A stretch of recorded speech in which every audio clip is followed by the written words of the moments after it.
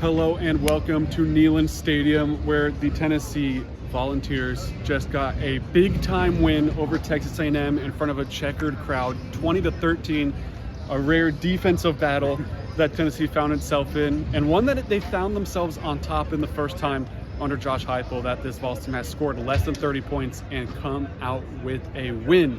So let's talk about what we saw. I'm Ryan Sylvia, this is Noah Taylor. We're with VolReport.com on the Rivals Network.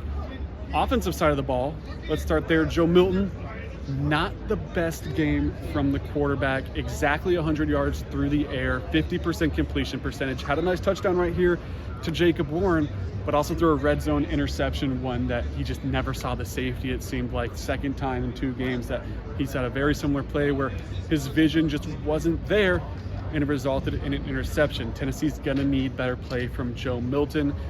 He's gonna need to be more accurate, but to me, it's the decision making that needs to improve. First drive of the game, I think that was a big apparent play. It was third and 7, 3rd and 8. Not enough that this penalty would pick up the first down, but you get that free play.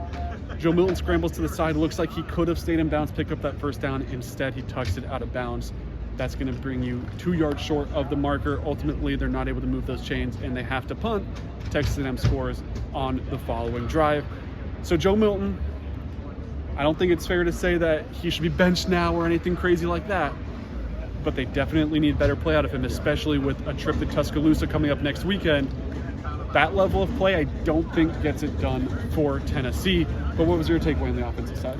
It was the run game, and that's kind of been Tennessee's bread and butter this season. And on a day, if you told me coming into this game that Joe Milton would pass for 100 yards, I think that would have spelled disaster for Tennessee. But they overcame the deficiencies in the passing game because of what they've been able to do with the run, which you've seen a lot this year. Texas A&M came into this game holding opponents to 84 yards per game. It was the best run defense in the SEC, and they looked like it. They looked as advertised early in this game.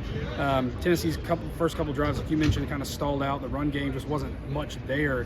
But then Jalen Wright, the guy who leads Tennessee in rushing, who's been really the big producer on the offense in a lot of games this year, he sparks it with that run up the middle. They hadn't had a lot of success up the middle at that point. He gets one up the middle, hurdles a guy, holds onto the ball for taking a hit, but they get a first down there. They don't get points out of that drive, but I think that's the turning point for this run game. And obviously, he finishes the day 139 yards, 232 net yards for Tennessee's run game today. So that's got to make them feel really good, because you're not going to face – you will next week, obviously, against Alabama, but you're not going to face a lot of defenses that are as good at stopping the run like Texas A&M. And I'll tell you what, Jalen Wright is a guy that I don't think is really nationally known. Yeah. Of course, everyone in Knoxville knows who he is. Right.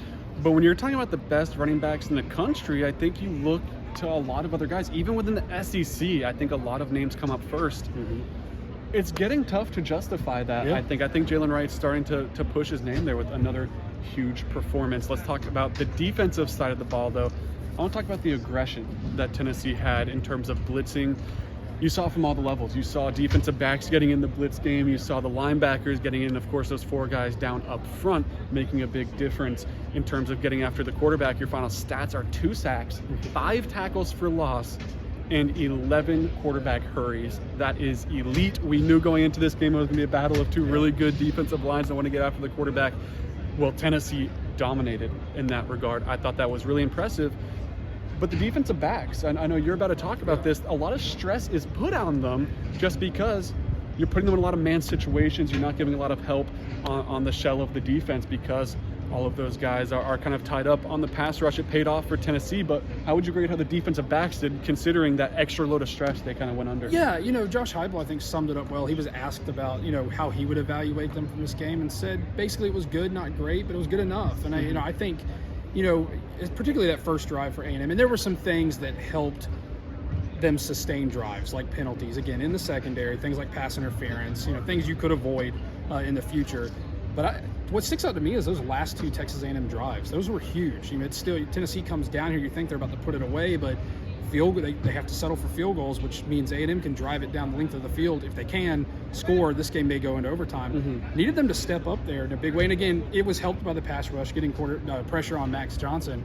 But right there on those last 2 drives, Gabe Judy-Lally right behind us gets a pick, returns it, I think, to the 11. You get a field goal there, and then Kamal Haddon seals the deal with a pick. And he's had 2 interceptions in back-to-back games. So Two big ones. 2 big ones, yeah, that changed the game, really. And so really momentum shifter, I think, today for that secondary, and something they could build on going forward for sure. Definitely areas they need to clean up. You think about a lot of those 3rd and longs, and it would start to get predictable. It was like, all right, A&M, you have them behind the chains. It's 3rd and 13. You can almost sense that 14, 15-yard pickup that was just enough to move the chains when the rush wasn't able to get there just in time. And it was like, if the defensive backs hold on for a half a second more, maybe you get that stop.